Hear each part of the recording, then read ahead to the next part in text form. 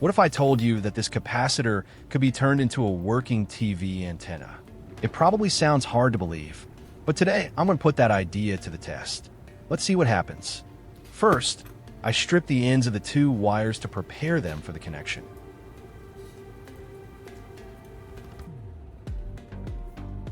Next, I use a wooden board as the base for the antenna. First, I apply hot glue to the surface of the wooden board. Then, I secure the capacitor at the center of the board. This base provides a stable foundation for the entire antenna during use. Here, I have two nail clippers, and I'm going to reuse them as the central connection points of the antenna.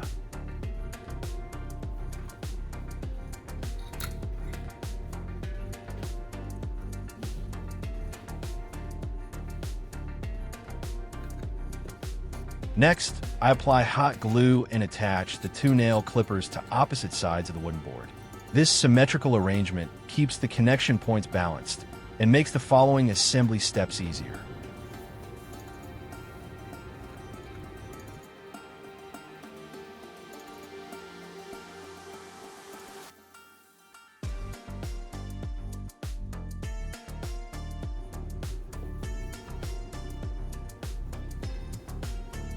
Then, I twist the ends of the capacitor wires through the holes in the nail clippers to create the electrical connections. These nail clippers act as intermediate connection points, linking the receiving element to the antenna's wiring system.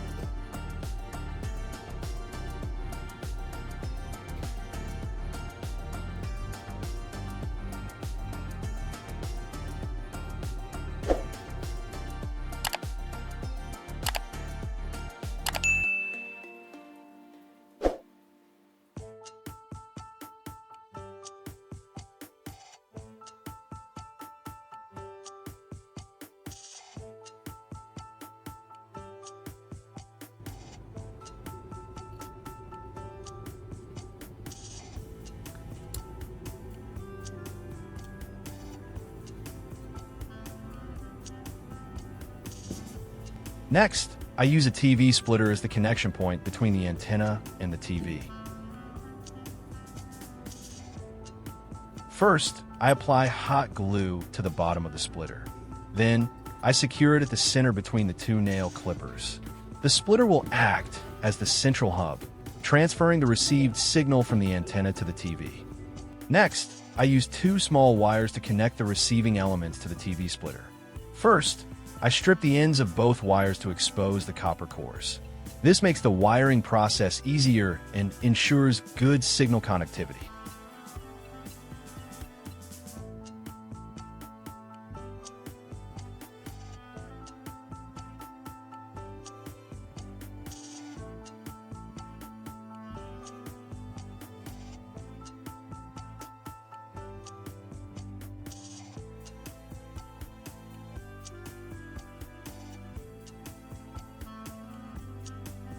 In the next step, I use two blind rivets as the receiving elements of the antenna.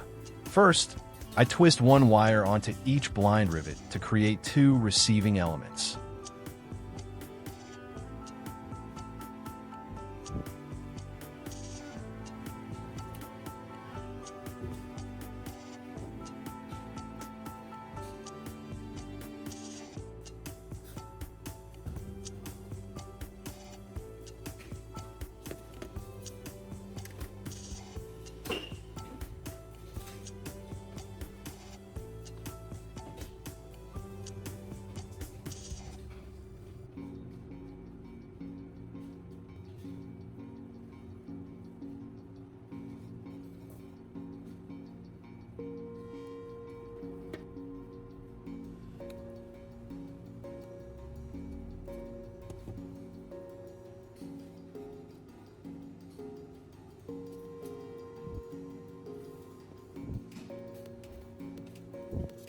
Then, I attach the two blind rivets to the remaining holes in the two nail clippers.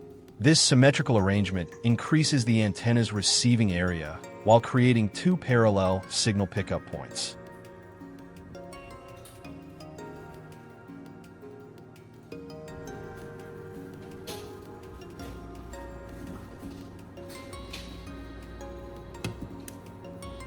Next, I strip the remaining ends of the two wires to prepare them for the next connection.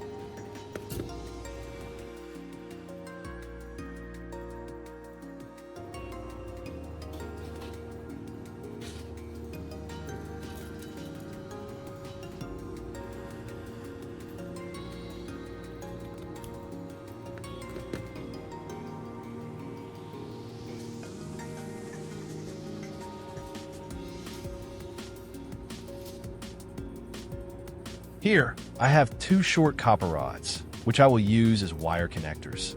First, I attach the wire ends to the copper rods.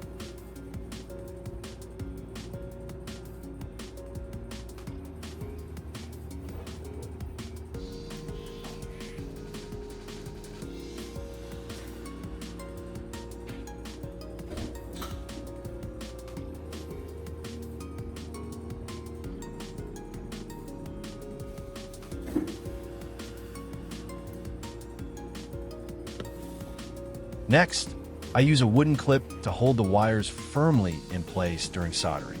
Then, I use a soldering iron to coat the connectors with a layer of solder. This strengthens the wire ends, improves electrical conductivity, and makes them much easier to connect to the terminals.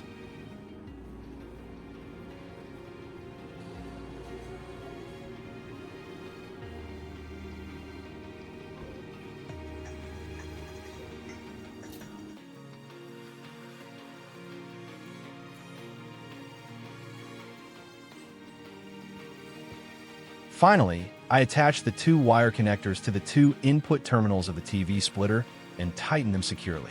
At this point, the receiving elements are fully connected to the TV splitter and ready for the next stage of assembly.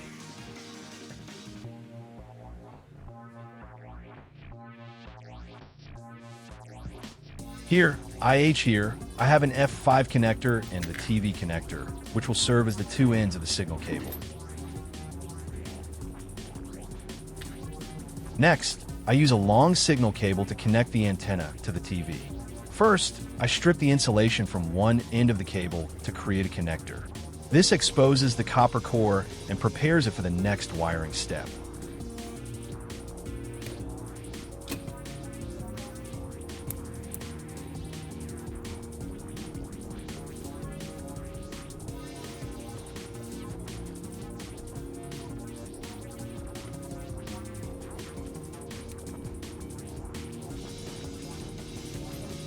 Then, I attach this end to the TV connector. This connector allows the cable to plug directly into the antenna input on the back of the TV.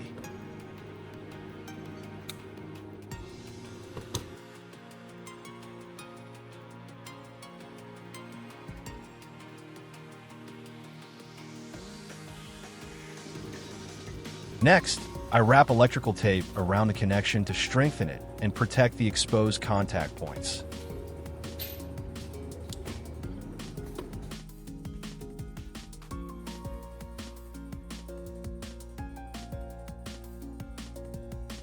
At the other end of the signal cable, I prepare another connector in the same way.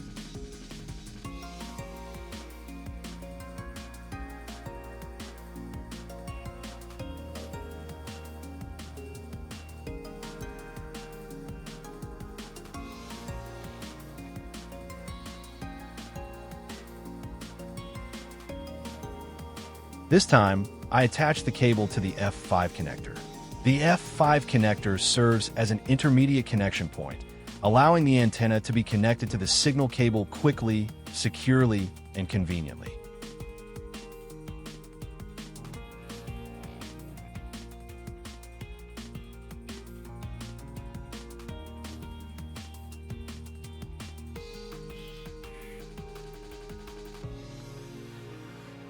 Once the cable assembly is complete, I connect the F5 connector to the antenna. At this point, the entire connection system between the antenna and the TV is complete and ready for real-world testing. First, I'll switch to a TV channel to check the signal reception without connecting the antenna. As you can see, without the antenna connected, the TV only displays the message, "No signal." Next, I'll connect the DIY antenna to the signal input on the back of the TV for the actual test. And here is the result. Almost immediately after connecting the antenna, the TV channels begin to appear. The picture is clear, the colors remain stable, and there are no continuous signal interruptions.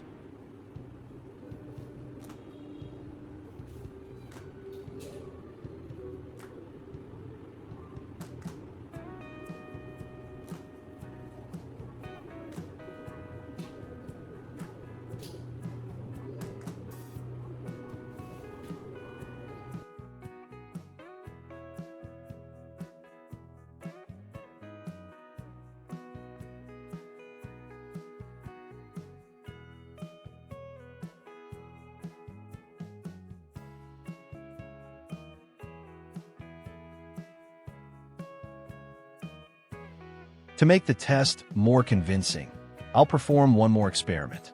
I disconnect the antenna from the TV and observe as signal changes. As soon as the antenna is unplugged, the screen instantly returns to the no signal message.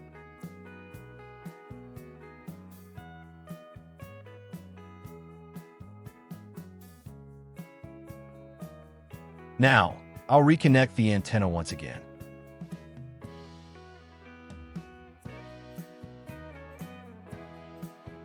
As you can see, within just a few seconds, the channels reappear and continue working normally.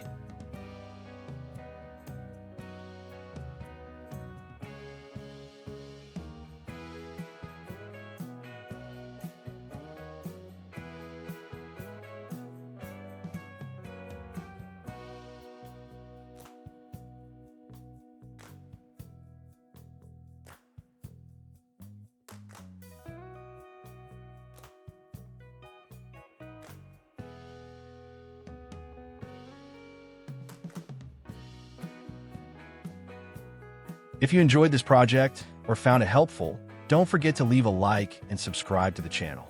Your support motivates me to continue creating more repair, recycling, and DIY projects in the future. Thank you for watching, and I'll see you again in the next video.